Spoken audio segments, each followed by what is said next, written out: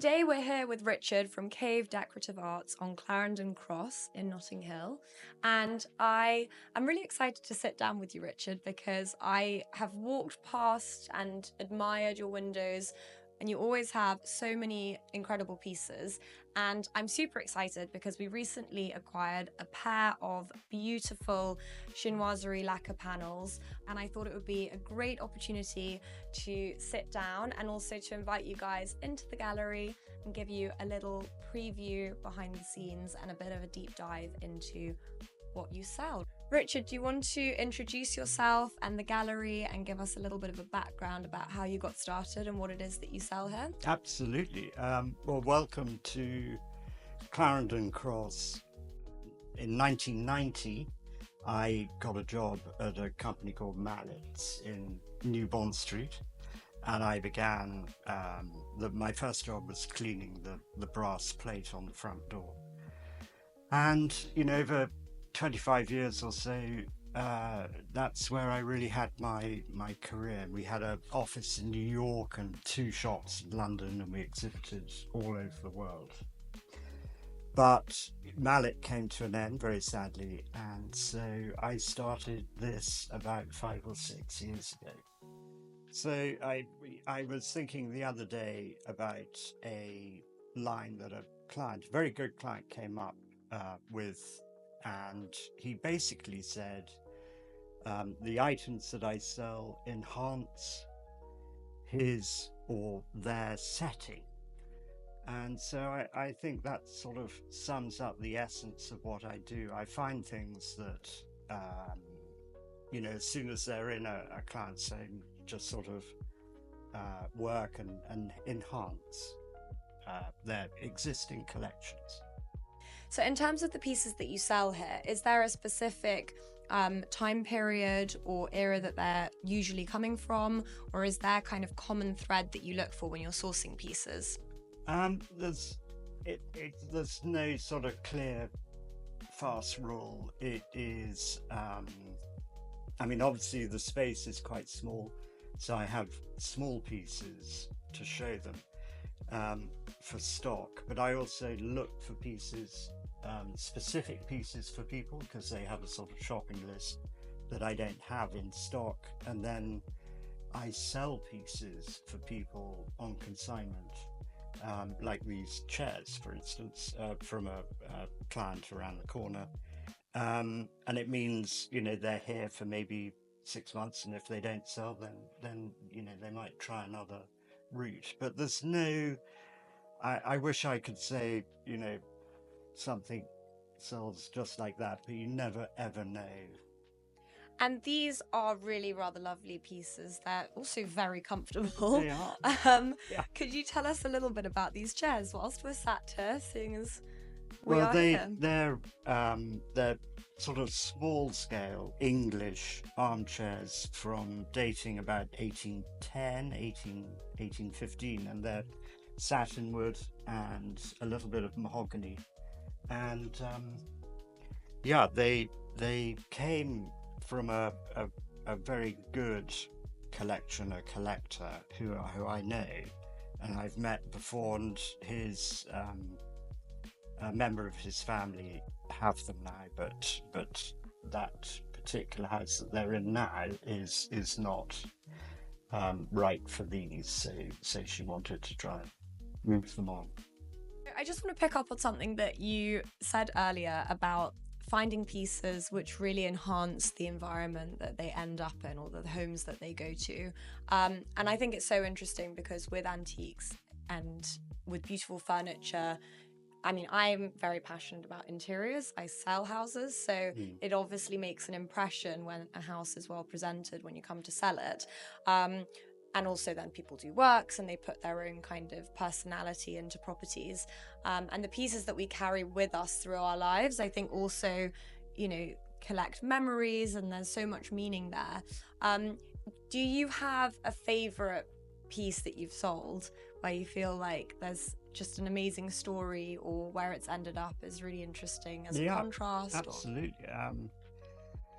Right, quite early on, I found a well, it's called a tea table, but it opens up and it has a solid mahogany top, and it would have been used for serving tea, a tray, and it was made in 1730 in the best Cuban mahogany. And I opened a little drawer, and there was a maker's label, and it's a lady cabinet maker Wow. who took over her husband's firm.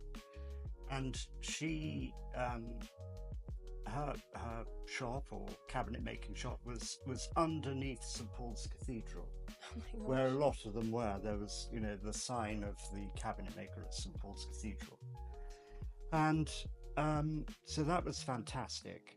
It's very plain but wonderful colour, and I sold it to a well, he's a very they're an extraordinary family, sort of world international sort of banking family, and his office overlooks St Paul's Cathedral, That's so cool. and it's in his office, and he placed it along the side of the wall, and he put a tiny little yellow porcelain china teacup on it, Love and that. he just said, "That's it."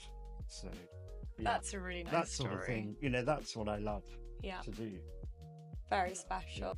So I can see a few other really interesting pieces in the room here with us.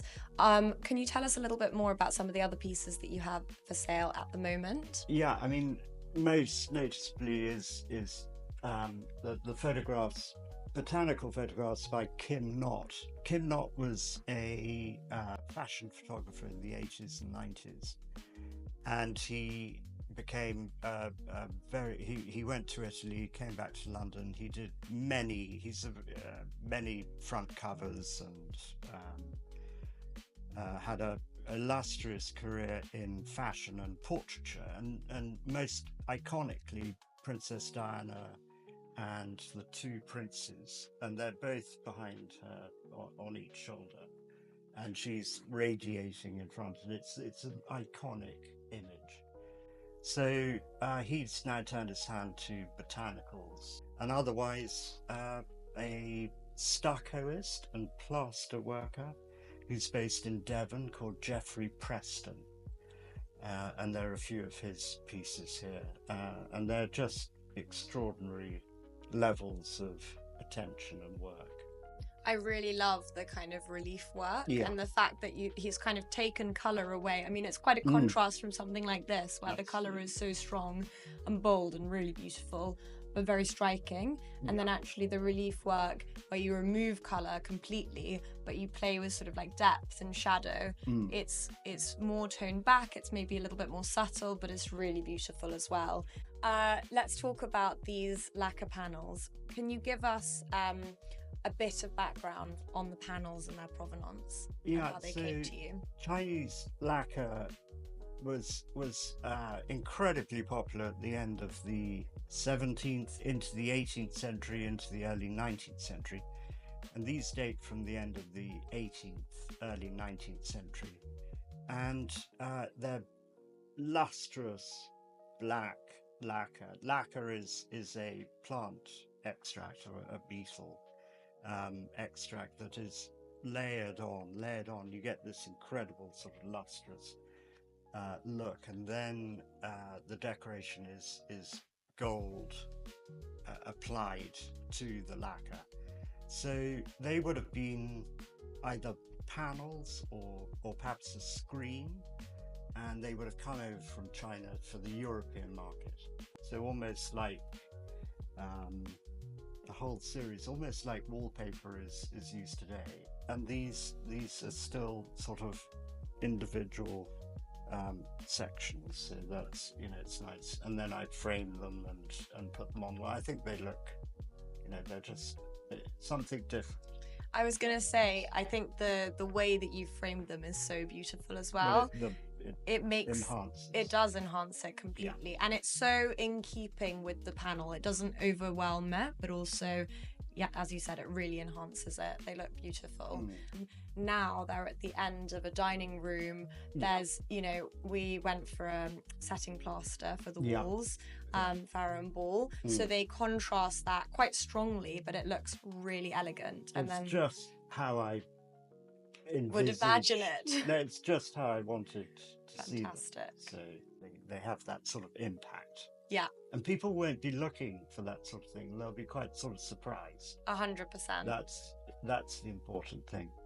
Thank you, Richard, so much for having us. I've really enjoyed this chat, and I'm so relaxed. Thank you for coming.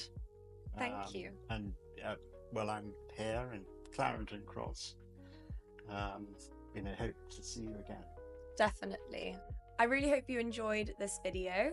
If you are interested to find out more about Richard's gallery, then I'll pop the link to his website in the description below. And if you did enjoy the video, please don't forget to subscribe to the channel, and I promise there'll be lots more interesting chats and exciting videos coming very soon. Bye for now.